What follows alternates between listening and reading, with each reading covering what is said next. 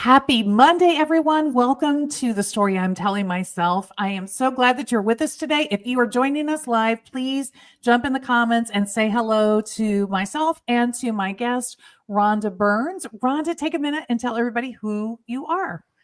So first of all, thank you, Rudy, for having me on your show today. It's such a pleasure. What you're doing and the stories that you're telling and the impact you're making on so many people.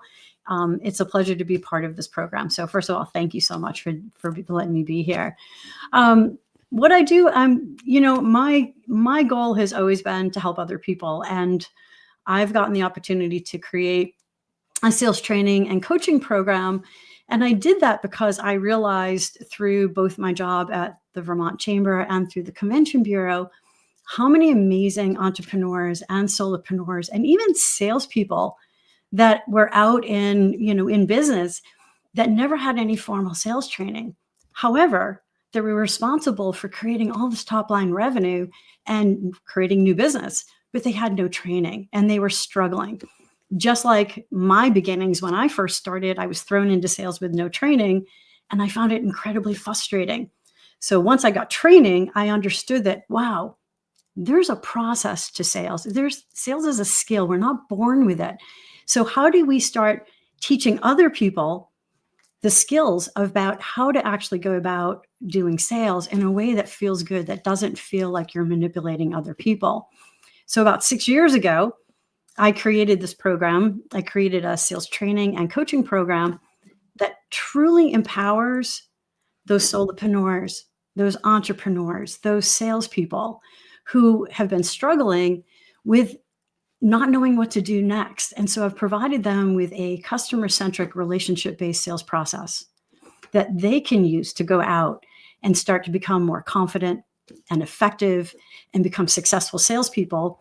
And I say salespeople, but I really believe that we need to become really trusted consultants and advisors to our clients because people don't want to be sold to anymore. So learning a process that is very true. People are harsh about it. People are hypercritical about it. And well, we might talk more about the sales stuff at the end, but I want to just pause to say good morning, Ruth and Susan and Sonia. Thank you for jumping in the chat and saying hello.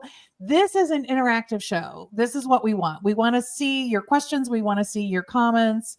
We're happy to engage with you. So please don't be shy if you're joining us live. And if we missed you live, comment in the replay and we will try to respond back to you. And this gets to the sales thing that Rhonda's talking about, because I don't know about other people. There are people who say, oh my God, I could not, like public speaking. Oh my God, that's my worst fear. Like that's how I feel about sales. And so we're titled this episode. We had some fun kind of titling this episode, but am I prey? And so Rhonda, you're going to share the story that about that we tell ourselves about that's fear driven. And as much setup as I'm going to give, and I'm going to let you take it over. But what is it that puts us in this fight or flight mode of feeling like prey? Yeah, I truly believe that we have these voices in our heads all the time. And when we go out to do something, and I do talk about if you have to go out and do prospecting or go out and do a networking event, or you go into a trade show, or you go into a party that you don't know a lot of people that are there. The first thing that starts to come up in us is fear. We are petrified. Like, what am I going to say? What am I going to do? How are people going to perceive me? It's all those little voices in our heads that start to go. And I believe that no one is able to really stop them. I don't believe we can stop those voices in our heads. But what we can do is recognize them. And so when they show up, how do we recognize the voice, hear what it's trying to tell us? It's because what it's trying to do is prevent us from doing something that we're scared of. I mean, that's all of the years that we've been on this planet has been this protection. Like, how do we protect ourselves from not going out into the jungle and not having this, having a tiger eat us for lunch? So we have this fear. So naturally, our brains are telling us all of these things. Don't do it. You're going to be scared. You're not going to know what to do. However, if you can hear them, if you can recognize that and say, you know what? I'm going to go meet some new people. I'm okay with that. Let me think about some ways that I can go out and start a conversation with somebody. And what I like to work on is, how do I change? How do I get back to neutral from scared, back to neutral, and then come up with some techniques to realize that I'm going out. I'm not going out to talk about me. I want to go out and meet new people. I want to go network. But if you can use what I like saying, start with curiosity. What if you took that fear and turned it into curiosity? Who's going to be there? Who could I maybe meet today? Who could share some amazing information with me that I never knew before? What can I learn when I show up? And if we can change the narrative in our head, recognize it, stop it, switch gears, and start thinking about what positive things that can happen instead of what's negative. And that starts to light us up. That brings us joy. And if you can think about starting with curiosity and then just start a conversation with somebody, because when we come from a place of curiosity and we start a conversation, that's where the connection happens. So stop thinking about yourself and start thinking of, who can I connect with today? I'm curious. So I'm gonna pause you right there. So we got tip number one is when, in these social settings, and you nailed it, right? This is common. If you have this fear, I feel this way every time I'm walking into a networking event by myself, and I'm like, I'm a wonderful wing person. I love having a buddy and being a wing person. When you walk in all by yourself and it's an event you've never been to before and you don't know who you're going to encounter, I have to do this. I have to sort of do this, hype myself up and go to that place of, okay, who am I going to meet? I'm scouting immediately. Like, who's somebody that I can just go find something out about, getting out of my own head about what I need to say or whatever. But let's back up. Be sure you bring me back here but let's talk about the psychology underlying all of this, because we walk into these situations and our fear response, our fight, flight, freeze response gets triggered, but there's a reason. I mean, what do you remember from your early formative years, Rhonda, about things that happened to you that you think get translated into these moments of fear that you experience that you're talking yourself out of? Well, I think sometimes our voices come from things that we've picked up from other people too. It's not necessarily our own. I think if you watch, for me, when we watch little kids, right, we don't have any fear. We're willing to take on everything. It's not until we start getting other people's perception. For me, I've always been kind of a risk taker, but at the same time, I've always had, my mother was never a risk taker. My mother was one of those people that she could have been amazing. She could have done a lot of really great things. She had some incredible talents, but her fear always prevented her from doing what she truly was meant to do, in my opinion. And that fear, every time I went to do something new, she always kept saying, are you sure you want to do that? I don't know if that's the right thing for you to do. Maybe you should take a couple steps. Maybe you should think about it. I mean, leaving jobs, I would, as soon as I started getting frustrated or I was getting bored and I wasn't in a place where I'm not making an impact anymore, I needed to leave. And making those job changes or career changes for me was exciting until she started planting all of this fear in me. And then I started thinking back going, oh, maybe should I be doing this? Should I be making this career change? Like, what am I not thinking about? Because I thought I had done the research. I thought I was ready. And that's when that fear and like, should I throw the brakes on? Should I not do this? And, I had to do it when I actually left Boston, when I was living and had a great career and decided to come up and be an innkeeper in Vermont. I can't even begin to tell you how many people told me I was making a mistake. But in my heart, I knew this was going to light me up. I knew that this was something that I wanted. This is something I had been dreaming about for as long as I could remember. I wanted to be an entrepreneur. I wanted to have my own business. But those people that kept putting these voices in my head or telling me, I don't know, you sure you're making the right decision? You're leaving a great career. Look at where you are. Look at what you're doing. Do you really want to do this? And I had to fight all those demons and then stop every single time and go, what's in my head? What's in my heart? What do I really want? Right. And how do I I just shut them I down? just saw a quote not too long ago. It was something like, there are 1,000 reasons not to. It's your job to figure out the one reason why, right? And the one reason why for you to leave this corporate career, this well-paying job, this where you were doing really well, and follow your dream of moving to Vermont and owning this hotel was that it was really in your heart. I think that for me, at the core, there's one of two things behind every fear in those situations. It's rejection, because Yeah. we've all faced rejection at some point in our lives, and it's shame. I'm going to shame myself in some way. Like, I remember early on, when when when I went to like first networking events, and I went to this one, and they had a particular cadence for how you were to give your commercial when it was your time to speak, and I didn't know their lingo and I didn't know their process, and you were sort of frowned upon because you didn't do it right. Oh, And it really put me off. It really made me like not want to go networking. And then the next one that I went to, all these people showed up at their pitch, and I remember there was this one dude. He had this girl, a young woman who was like just like his sidekick. She was just there holding the business cards or whatever. And he's like, he comes up in your face and he shakes your hand and he's like spewing. Here's what I do, la, la, la, la, la, at you. I don't remember a thing he said. She hands you a card and he moves on to the next person. Like, he doesn't ask a question about you or anything.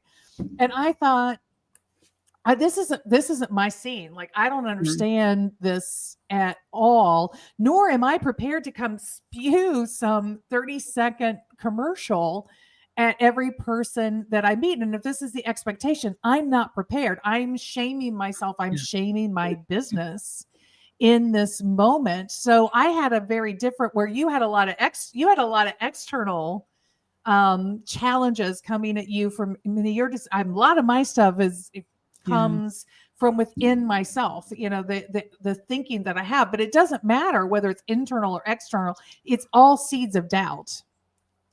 Yeah. And it sounds and I'm not going to sugarcoat this and say I don't feel the same way, because I've shown up to networking events where the person who invited me did not prepare me. And the same thing happened. They're like, okay, Rhonda, stand up and introduce yourself for 60 seconds. And I'm like, what? Like, I thought I was just coming to meet a bunch of people. So one of the things that I've learned over the years is to do that, to overcome your fear, is to take some extra time when you're going out to doing networking. And I agree with you. I got to tell you, I was terrified.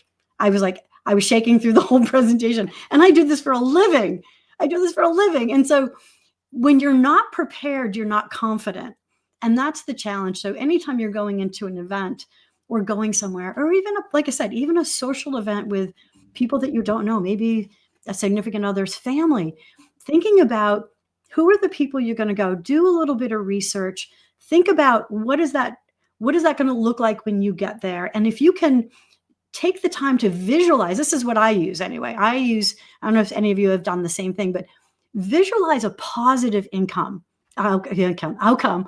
So picture yourself walking into that same scenario, but with questions that you're going to ask, and curiosity, and who's going to be there, and how could you maybe make a connection with that person, and thinking about the people. The guy who was throwing his business cards around and having a 30-second pitch, he made it all about him. I believe we can take the pressure off of ourselves and make it about them. I did a lot of Dale Carnegie training. And if you think about who Dale Carnegie is, he talks about the most popular people in the room are not the people that do all the talking. It's the people that ask questions and are really good listeners. And that's how we connect with other people. Curiosity, asking questions, listening with intent, and trying to understand where the other person is coming from. And then they feel seen and heard, and they feel good. So if that person went up to you, Rita, and said, hey, Rita, this is who I am, but hey, I'm here to meet other people. Tell me a little bit about you. What brought you here today? Why are, is there someone in here you want to meet? Or can I help you with anything? Or is this your first time? You would have felt seen, and that fear would have gone away, and that shame wouldn't have been there, because now you're being included to the group. So Right. But yeah, I mean, there's a truth. There's a reason we have the saying, I felt like I was thrown to a pack of wolves. yeah. And I've often had that feeling, in networking and stuff. I want to highlight what Sonia's talking about here, because this is the other side of this, which is sometimes, and it brings me to the Thomas Edison. I found 1,000 ways it didn't work. Like sometimes you just have to get enough no's or have enough, small failures that you are able to continue beyond, to realize that it is not going to be the ender thing that you think it's going to be. So I do think the story we can tell ourselves is, if I fail, I will never get another shot. And what Sonia's saying is, look, I realized I was making a lot of mistakes, but then when I said, I can embrace that, I can overcome that, each one is a learning opportunity. And we tell ourselves that, it's easy to dispense that advice to other people. It's easy to read that advice and say, yeah, I'm going to do that. But the truth is, in the heat of the moment, when you're feeling that shame and that guilt of letting yourself down and letting other people down, it is just so easy to believe that you are not going to be able to recover from this. So I want you to remember Sonia and what she's saying, that, yeah, you can recover. You can recover from this. And part of that is what you were saying. Tip number 2, visualize a positive outcome, right?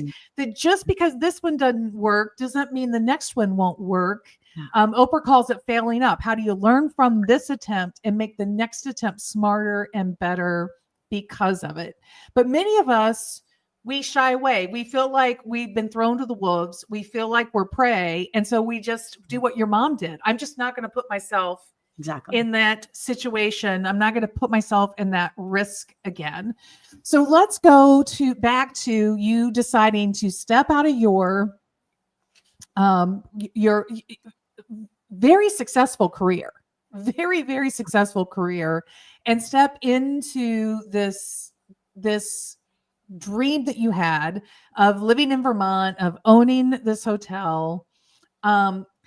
What is it that, I mean, you said you were listening to your heart, but what were some of the shifts in the story that you had to tell yourself to give yourself permission to follow your heart? Because it sounds like you had a lot of people around you that were like, "You're crazy, don't do it." And I think it's every job. So even when I just recently, 6 years ago, before I started this business, it's the same. It's the exact same process that I have taken for both of them. Yes, I hear what they're saying. I hear what they're doing. However, I was getting frustrated in my previous positions. I knew I couldn't stay there. And so I think we have to sometimes think about, what are they saying, but never mind what they're saying. What are we feeling? And for me, when I get into this area, that I was frustrated, and I knew what lights me up is to be able to make my own decisions. It's about creating a world where I'm empowered to make my decisions on where I want to go, and the people I want to help, and the people I want to serve. And I found that when I was working with her in the corporate world, and even when I was working up here for some of the nonprofits, the directions they kept asking me to go was not bringing me joy. It was not lighting me up. What I knew is that in my heart of hearts, both when I was an innkeeper and on the inn, I knew that was something that I love doing. I love taking someone's vacation, that I could make or break it, and I could actually turn them into this most incredible vacation by helping them create an experience. And that's what I did. And it's the same thing when I was working at the chamber with all these small businesses. I was realizing they were all getting stuck. And when I went out to work with them one-to-one, what was actually was my driving force. It was what I knew. I was getting pure joy by sitting with them and walking through and sharing this knowledge that I have had I'm so grateful to have gotten when I was 24, and learn how to use it through a lot of trial and error. Trust me. we talk about getting here, and I quote Brene Brown, like you quote Oprah Winfrey. We have to learn how to fail forward, and we have to be willing to understand that It's going to take a lot of times to fall down to get where we want. But Mm. what lights you up? What brings you joy? And when we're getting frustrated with something, it's too easy to say, I'm not going to do it because everyone agrees with me. It's going to be too hard, or, it's not going to be comfortable, or it's going to be painful. It's going to be a lot of work. I mean, people would tell me, like, you're nuts. You're going to go start your own business. What are you, crazy? Like, you have a full-time job. You're making really good money. You're making an impact. I'm like, but it's not the impact that I want to make. It's not bringing me joy anymore. It's time for me to do what my heart tells me to do, and take everything that's in here and put it down and on paper, and start showing other people that there is a way I can help make their lives better, so that they can create their legacy, that they can overcome their fear by using a system that's going to help them. And that's what lights me up. And that's what brings me joy. And that's why I created my business. And that's why I started doing innkeeping, because I loved it. It was amazing. I mean, the accolades and the letters, and then they brought their families, and then they would bring their friends up for weekends to come up and ski and hang out in the Mad River Valley of Vermont. And so for me, that's where my heart is. And if I'm not bringing joy, I get incredibly frustrated, and I have to get back to neutral. And then I have to find that joy, and I have to reprogram my head to say, what is it? What's going to bring me joy? What lights me up? And how do I go in that direction? And then the other point I use a lot is I talk about CANI, constant and never ending improvement. And as someone who can be analysis paralysis and trying to make everything perfect, I have to realize I can only be better than I was yesterday. And it's one little thing better each time, and not getting so consumed about perfectionism and just going out there and just constantly making better. I mean, my program's been out for 6 years, and every time I finish a class, I make changes to it. Oh, this is what people are talking about today. This is what's trending. How do I make it better? How do I communicate it better? So yeah, CANI, constant and never ending improvement, is, it's one of my mantras, where every time I'm like, oh, am I doing enough? I'm like, you made a little bit of improvement. Give yourself a pat on the back, because you can either go backwards or you can go forward. And fear stops us. Yeah. I mean, I think anytime that you are caught in a cycle of fear, you are caught in this place of, am I the prey, that we titled the episode for. And that can be very true in your career, because oftentimes we make choices about what we do in our careers from a place of safety. Yeah. And when you're doing that, you are giving up freedom. You are exchanging security for freedom. Plain and simple. And you are putting yourself sort of in that position of being the prey, because you're allowing fear to dictate your choice set. And this idea that, can you move beyond? Can you envision something that lights you up? And what I love about your story, Rhonda, is it wasn't just this idyllic dreaminess of living in the mountains of Vermont and having a hotel or a bed and breakfast, but it was this experience. You were seeing yourself creating this experience for your guests. And I think that's a place that a lot of people, they dream about the idyllic, but they can't get to that level of specificity that you were at. And so giving themselves permission to take the risk, they're just not there enough. Why do you think you were able to just move beyond the idyllic to what enabled you to really get into that mindset of really thinking about it like a business instead of just a dream of something that would be so much more fun and fulfilling than what you were doing sitting in an office grinding every day? Yeah. I think for me, I mean, I grew up in the hotel industry, right? So every couple of years, whether you got promoted or moved to another hotel or another city. So I was constantly moving. And of course, that freaked out a lot of people going, first of all, I filled up all their address books, which drove my girlfriends nuts. So for one Christmas, when we were still using address books, I had to send them all address books because I took up all their B's in their section of B's. But my philosophy has always been, what's the worst thing that can happen? And if the worst thing was happening is I go back and do what I was doing before. And that was when people were like, are you nuts? You're going to leave your job? I'm like, yeah, well, if it doesn't work, I'll sell the inn and I'll go back and get a hotel job. Like there's a million of them out there. Like, so I think you have to kind of register what's the risk and why, what's not going to happen if you don't take the risk. And so I guess I've always been a little bit of that risk taker and understanding that if the worst thing that can happen is I go back and doing what I was doing before, is there really that much risk to that? Yeah, it might be a little bit painful. You'll lose a little bit of money, but so what? If you keep doing it, you just get better at doing it the next time. And you're not going to succeed every time, but you can always make changes. And I think that's the other part that I had to learn sometimes the hard way, like what's worth fighting for and what's worth letting go. And letting some of that stuff go and knowing that you're never going to be perfect and being willing.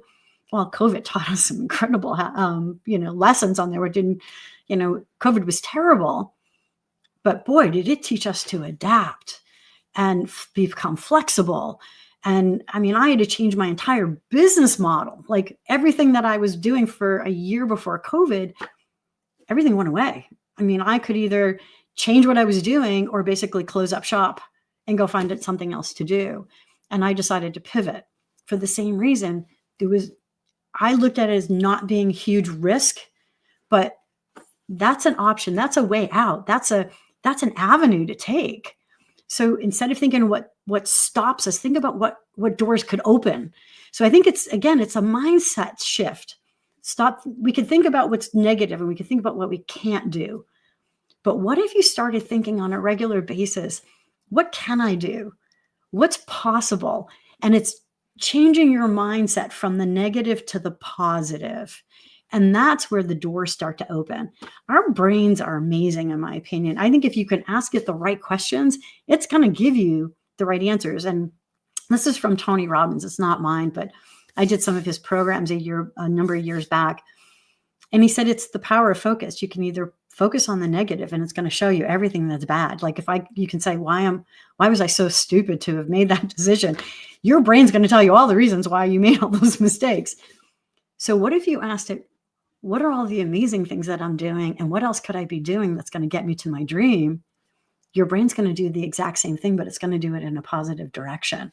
And so I loved that saying because that always moved me from, yes, trust me, I go negative first because that's who I think it's just human nature. I start thinking of all the reasons why I shouldn't. But then I'm like, hey, wait, stop, recognize it, refocus. What are my sage powers? My power is that I can start looking at the positive and not focus on the negative. And that positive is going to bring me in that direction. So, what's the worst that can happen? Realize it, accept it, but then make a plan to move forward in the direction that you want to go in. And it's the same thing with anything that we do, right? If you're not willing to try, you're never going to know. And I tell this to people all the time. If you don't make that phone call, if you don't go to that event, it's 100% no. But if you show up, you got a 50-50 chance of meeting some new people. You have a 50-50 chance of getting that sale if you actually go make that call. So not doing it gives you 0. Doing it, hey, right, you're much better on the other side. Well, and the other thing that I think is really sticking out to me about what you're saying, Rhonda, is that you're not preaching be Pollyannish. You're not preaching pretend like there's no downside. It's acknowledge the downside, but don't stop at just the downside. Make sure that you balance that out by looking for the windows and doors, the possibilities, the what's next. I want to thank Sonia for jumping in. I think you were talking, I don't know if you got to see it, but she was sharing that that she's finding this very inspirational. Mm-hmm. And this idea that sales doesn't have to be something cringe and it's about showing up. And thank you, Susan, for acknowledging again something that you were saying about like failure is a word that we give more power than we should, because it simply means we didn't accomplish what we set out to accomplish. Right. We give it the power to mean that it's the big monumental thing that defines us. And it's not, like Susan says, it's those are moments that teach us, that help us find a new path to success in the future. And when we give that much power to the word failure, we become prey to that word. If we're always acting from a place of fear that we're not going to be perfect, fear that we might fail, and we're allowing that to limit us, then fear is the wolf and we are the prey. Yeah. And, you know, and failure actually works pretty good, because if we were always successful, we wouldn't know what steps we took to correct those things that aren't going well. And I think you just have to, again, change what failure means. Failure just means it didn't work this time. And then do a post-op. What went well? Again, you have to pull those positives in. For me, that's what I have to do. What went really well?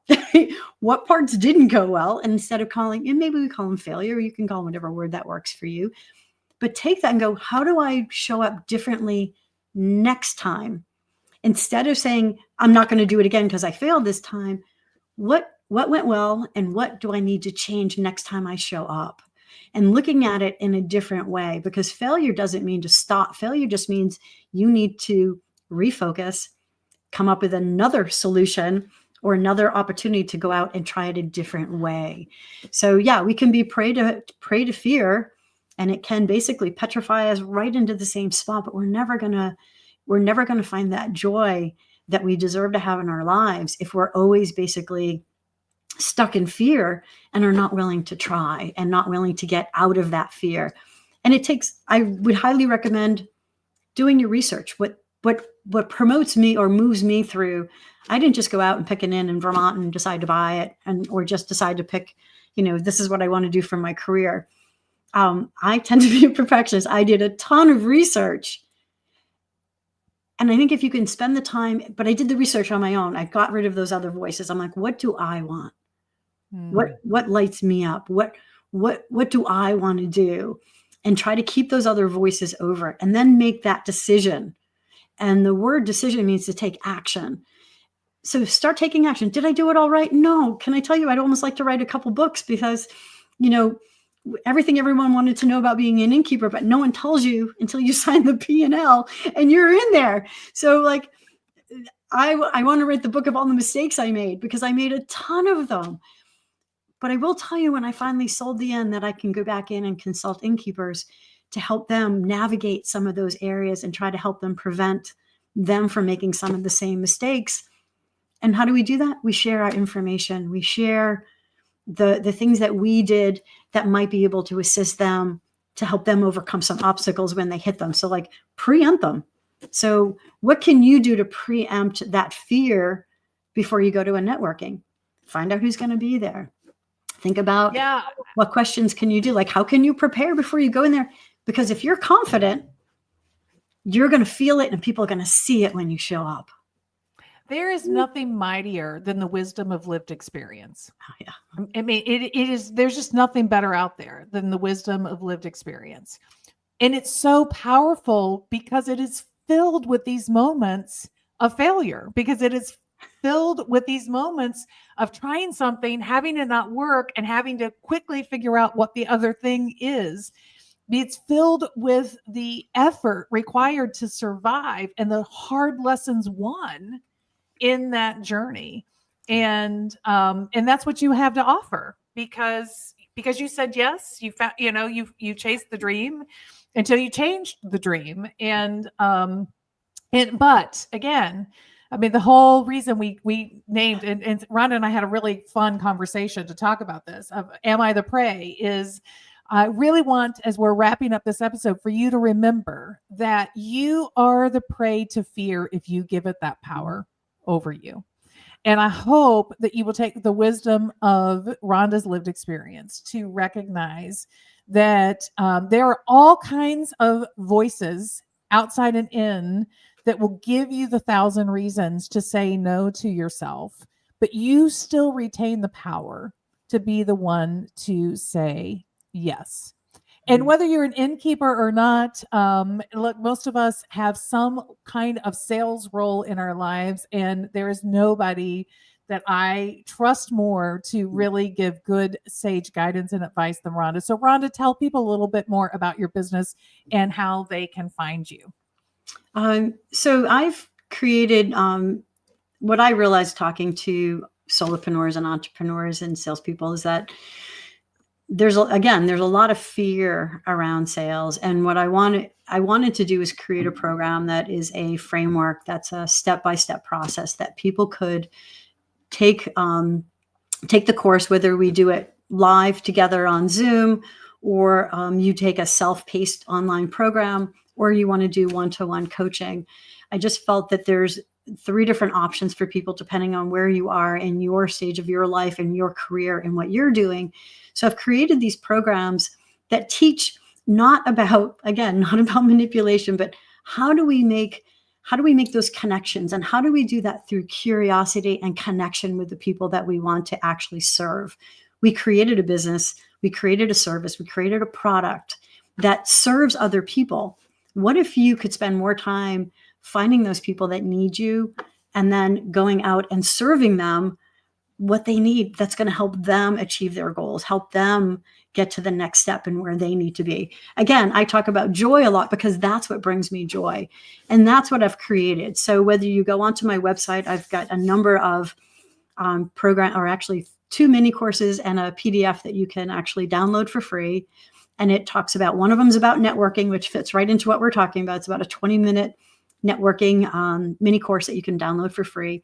And then how to sell with confidence. I put in 5 steps that you can follow. It's a very mini course of my 5-week program or my online program.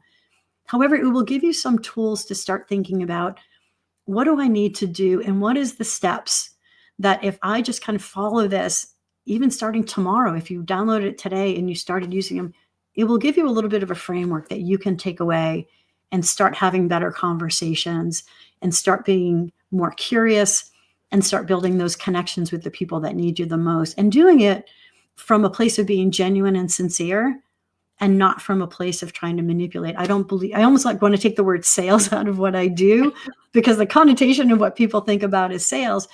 But social media and marketing are great for your business. But number one, what happens when the phones don't ring? So you have to go out and start meeting people where they are.